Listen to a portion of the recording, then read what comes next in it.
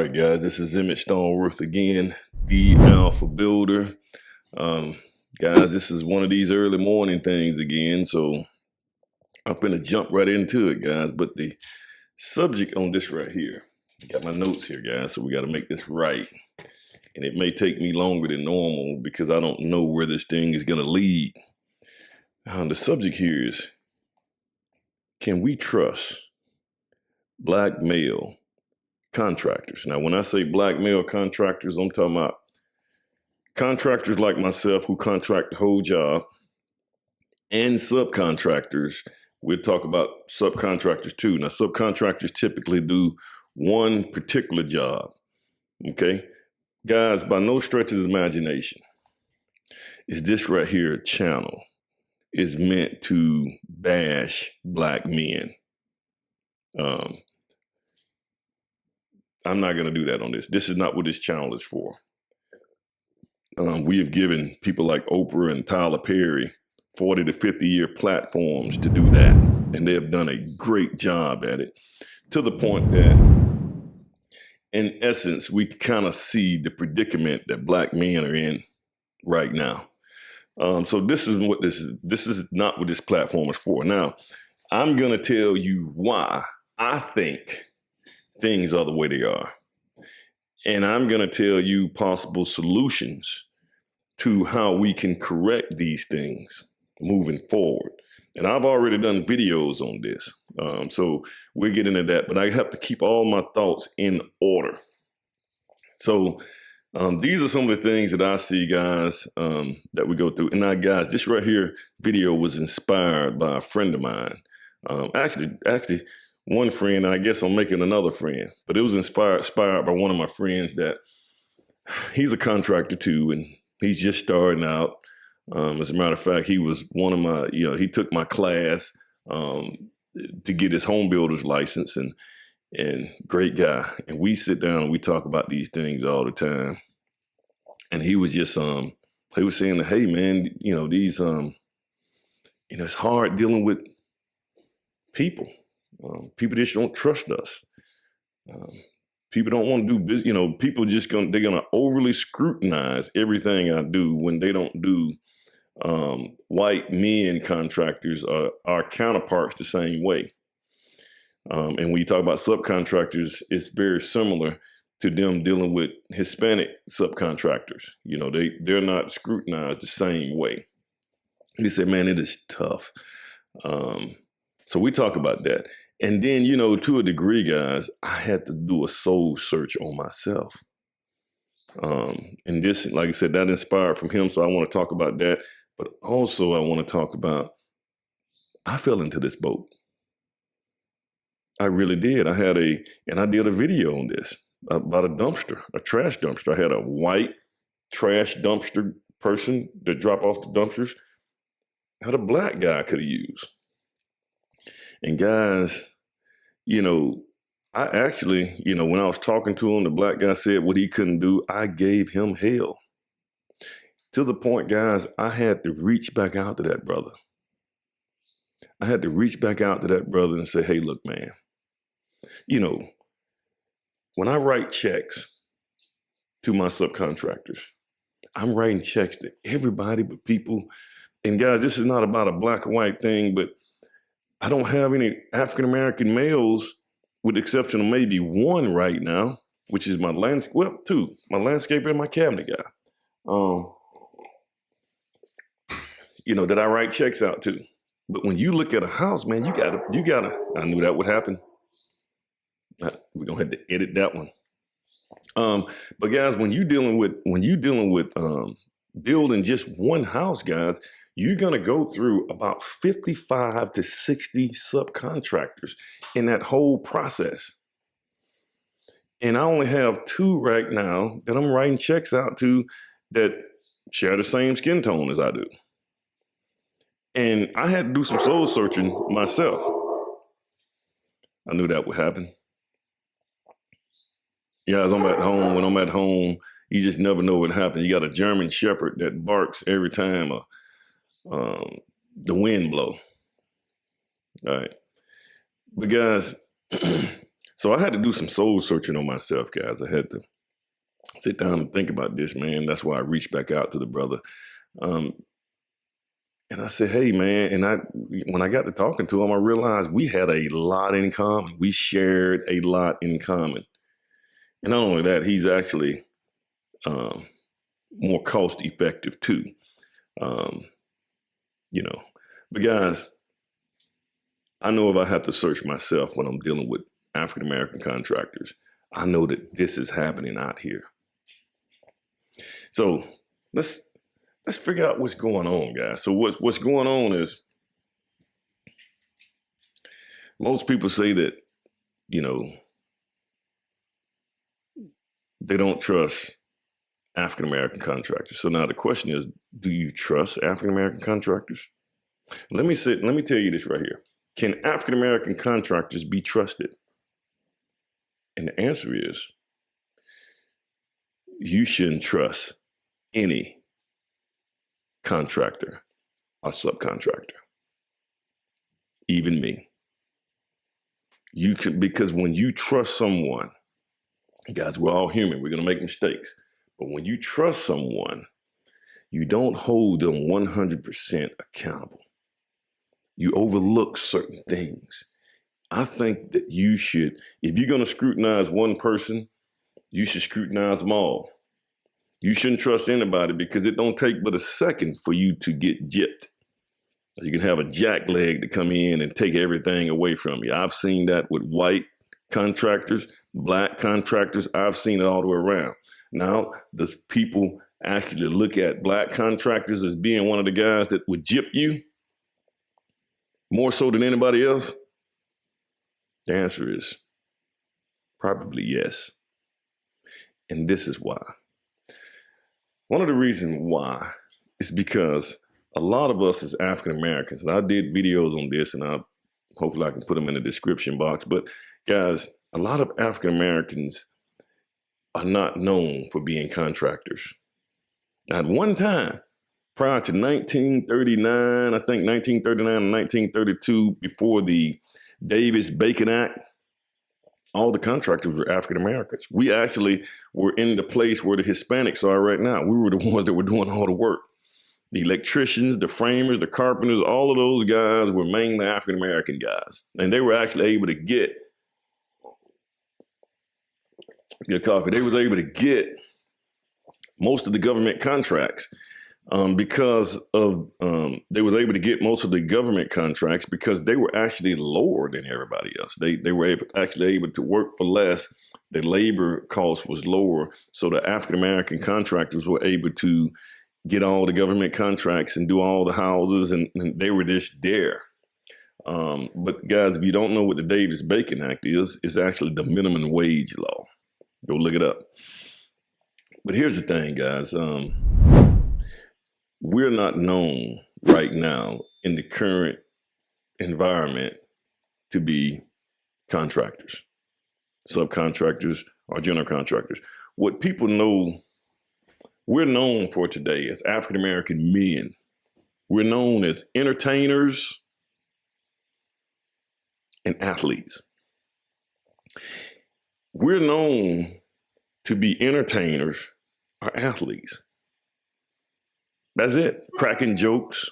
We're entertaining, we're cracking jokes and things like that. Are we up there, we making people laugh, or we, things like that. That's what we're known for.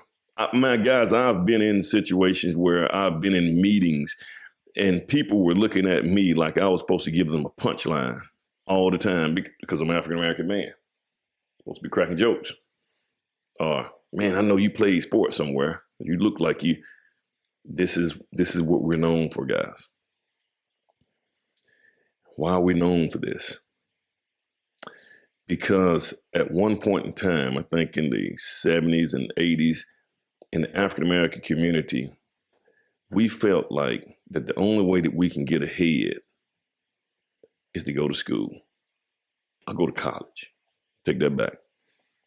We felt like that all the people who were the doctors and the lawyers and the people who were making all the money, stuff like that, those were the ones that were, hey man, If you want to get ahead, you got to go to college. You got to get your degree. You got to go to work. Hey, Bob, how you doing? And you get a good job at some corporation and stuff like that.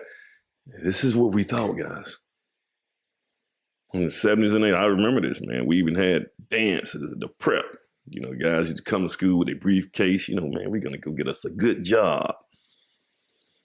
There's something else, man. You know, this rabbit hole goes so deep. You know, who created the jobs? You know, you go look at John D. Rockefeller, who created an entire platform, our society here in the United States, to get people to just work. They just wanted workers. So the whole school system was created to just keep people working, make good, obedient workers. They didn't want you having your own business. They didn't want you controlling your own destiny. You might mess around and get too powerful. You might mess around and make too much money like Elon Musk or somebody, and we can't control you. This is what happened, guys. So they took the trades out of the schools, especially in the black community. In the black community, in the historical black high schools, trades were wiped out because they were saying, guys, we're going to go to college. And they made a big thing about it, man. I mean, they even got it to the point that where now in school, everybody take the ACT. It used to be you took a graduation exam, but everybody's taking the ACT. Everybody's trying to go to college.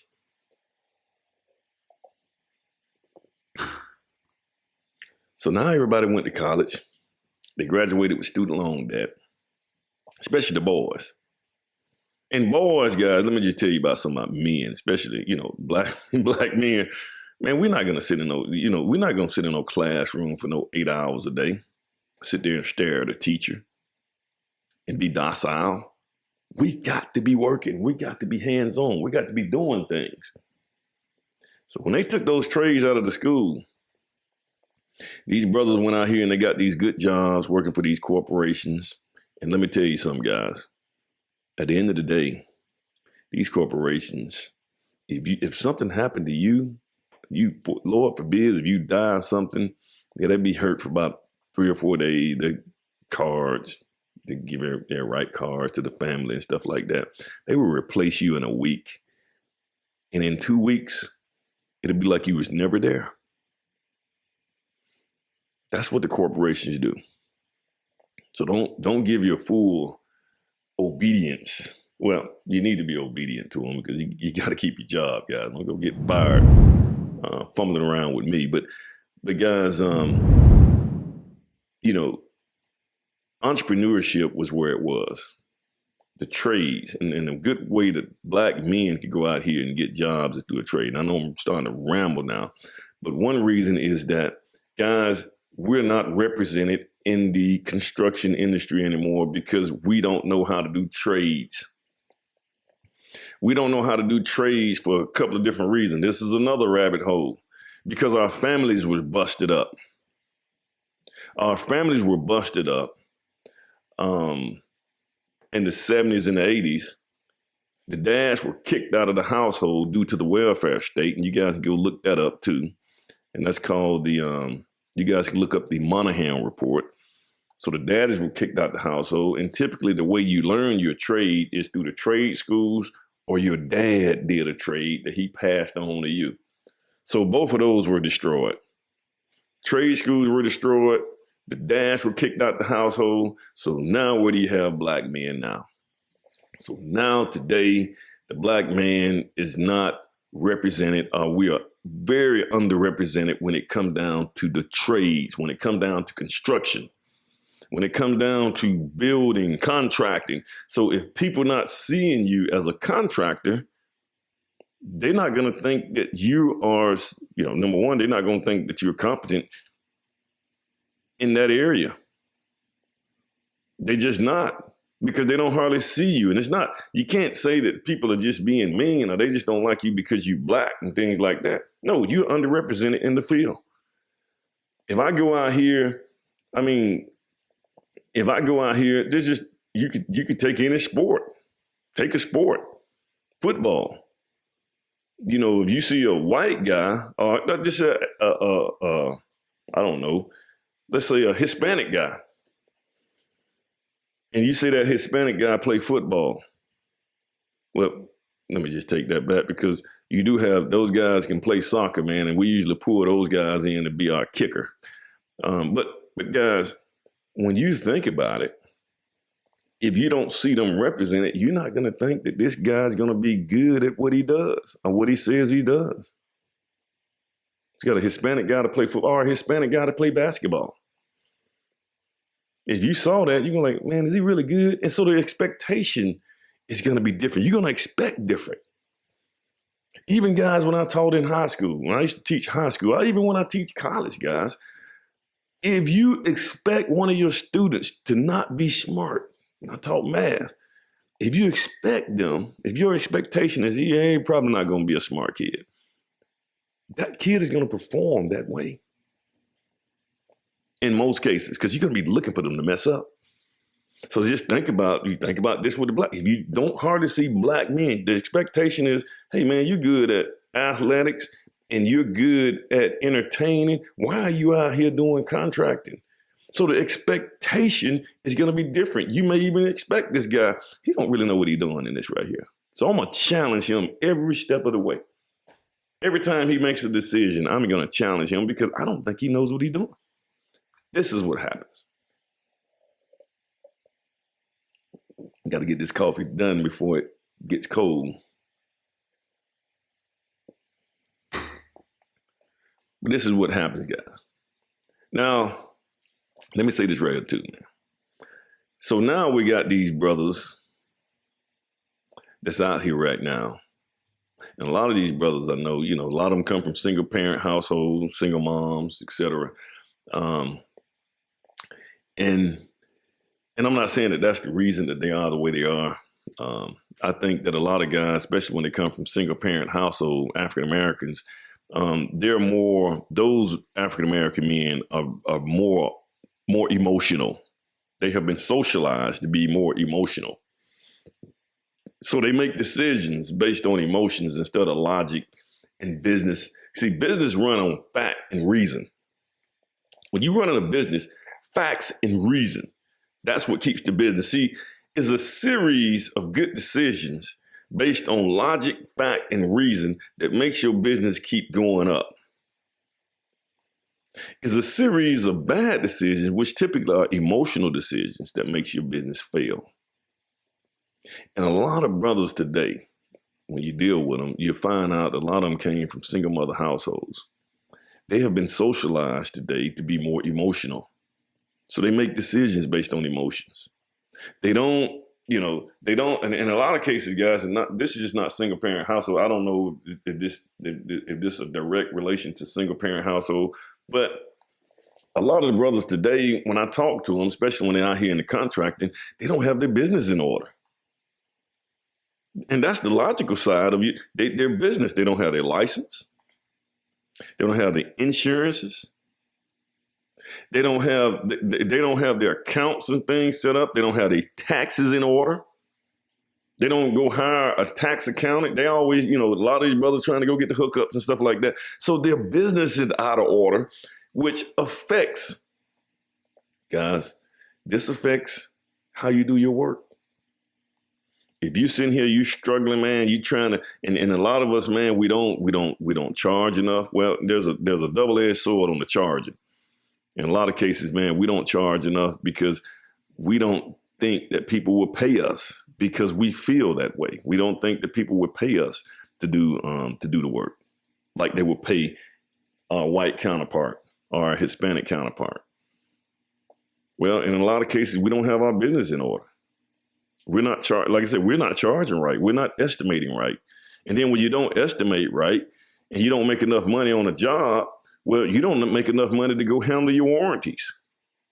So now when it's time to go back and do your warranties, you didn't make any money off the job. So this creates a whole nother nightmare, guys. I mean, I could keep going on and on inside of these rabbit holes. But let me say this right here, man. In a lot of cases, if you're one of those brothers, and this brother is rare, who never ever point fingers at anybody else, even when that brother know that those people are out of order, he points it back on him. He looked back at himself and said, you know something?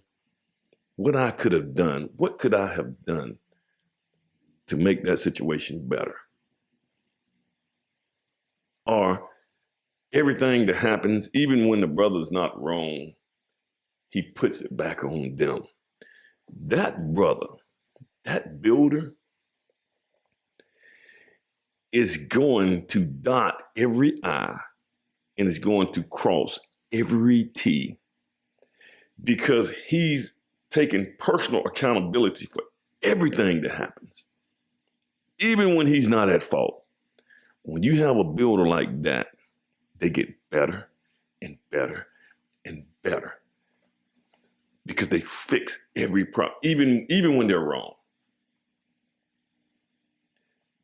They point it back on them and they fix that problem. And there are those builders that, okay, this right here was wrong. Okay, what could I have done to make that better? What could I have done to resolve that situation? And those brothers that do that, your business, I mean, everything. Those brothers that do that, they go to the next level. They're even better than any other builder, black, white, blue, it doesn't matter. Because everybody has looked at him as, I expect him to mess up. So they always come up with the problem, but that builder come back and he fixed those problems. Those builders get better. When you have African-American contractors and subcontractors to do that, they exemplify their product. They go above and beyond. They become the best of the best of the best. They become the 1%. So, guys, if you're a builder, if you're an African-American builder, what you have to do, suck it up. Suck it up. Get your business in order. If things go wrong, accept it, own it. Take full accountability and just take it. Take it on the chin. Work on whatever that was and make it better the next time. Learn from every mistake you make. Guys, you also have got to stay in the books. YouTube is a good platform, guys. You can go on YouTube and you can research anything you want to. You have to polish your trade. Whatever you're good at, you have to be the best. You have to fine tune it. You have to always research how you can get better and all the tricks of the trade. You guys have got to do that. And if you do that, like I said, if you're passionate about it, those brothers that's passionate like that, they're going to dot every I, they're going to cross every T. They're going to be the best of the best, man. And that's how you have to do it, guys. And maybe at some point in time, we can reverse this mindset. And people would see us as contractors and subcontractors. So these are some of the things, guys. And guys, we can make it happen. Now I'm not here to just push black men. Now I actually think, well, that's a whole nother subject I was going to talk about. We have African-American women that are contractors too.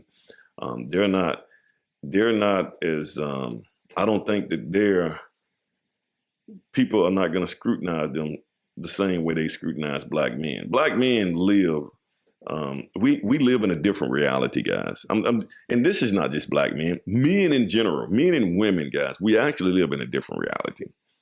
Whether people want to accept this or not, it is what it is. Like I said, we're living in a culture now where masculinity is something bad. So men who are masculine, they're seen to be bad. Or they're seen to be negative. Women that are masculine, they seem to be good. Oh, wow, you're doing a great job. You're doing what these men can do.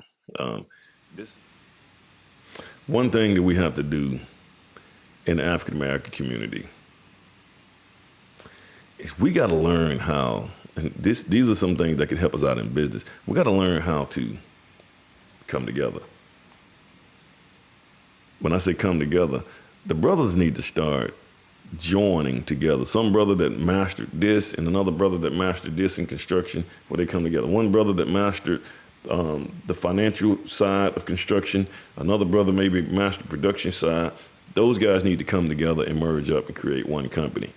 It's just too much information out here for one guy or one man to come in here and just try to do it all. You just can't do it all in today's time. And you got to have somebody that's equally yoked, in this game that you are. You don't want to go get a. You don't want to get a. And guys, you can merge up with a white guy. It don't matter. But here's the thing. But you need to have whoever you merge up with. You need to be equally yoked with them. You don't need one guy to be way up here when it comes down to production. The other guy's good at business, but he kind of this guy needs to be up here at business. They need to be equally yoked in this thing, and those guys need to merge up and build these companies up to where these companies are strong enough to deal with certain things. Let me just make sure I got all my little notes here.